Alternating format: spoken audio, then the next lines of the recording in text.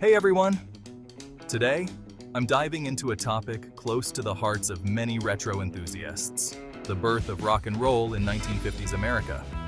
Picture this. It's the 1950s. The streets are alive with classic cars, their chrome gleaming under the neon lights. Couples are dancing in diners, and teenagers are glued to the latest hits at drive-in theaters. This was the backdrop for a seismic shift in music history. Rock and roll didn't just happen overnight. It was a fusion of rhythm and blues, country and gospel music, creating a sound that was electrifying. In 1951, DJ Alan Freed began playing this new style of music on his radio show in Cleveland. He called it rock and roll, a term originally used in African-American communities as a euphemism for dancing or having a good time. One of the first major hits was Rocket 88 by Jackie Brenston and his Delta Cats. Fun fact, some consider this the first true rock and roll record. Its raw energy and driving beat were unlike anything heard before. Then came Elvis Presley. Dubbed the king of rock and roll, Elvis brought an irresistible blend of charisma, good looks, and raw talent. Songs like Heartbreak Hotel and Hound Dog became anthems for a generation. His hip-shaking performances were scandalous at the time, but they captivated young audiences and left an indelible mark on pop culture.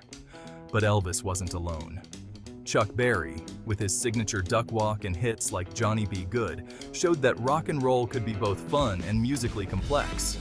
Little Richard, with his flamboyant style and powerful voice, added a wild, energetic edge with songs like Tutti Frutti. Rock and roll also began to break down racial barriers.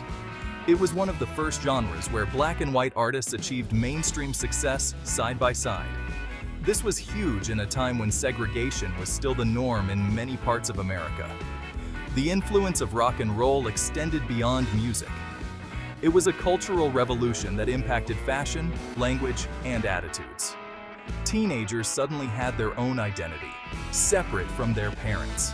They had their own style, their own dance moves, and their own music. By the late 1950s, rock and roll had become a global phenomenon. Artists like Buddy Holly, Jerry Lee Lewis, and the Everly Brothers carried the torch, each adding their own unique style to the mix. So, why does this matter today? Because the spirit of rock and roll is alive and well. It's in the music we listen to, the fashion trends we see, and the rebellious spirit that continues to inspire new generations. If you're a retro enthusiast, cherishing the birth of rock and roll is like celebrating the dawn of a new era.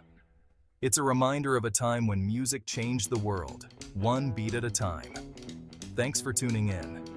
If you enjoyed this trip down memory lane, don't forget to like, subscribe, and share. Keep the spirit of rock and roll alive. Catch you next time. Nah.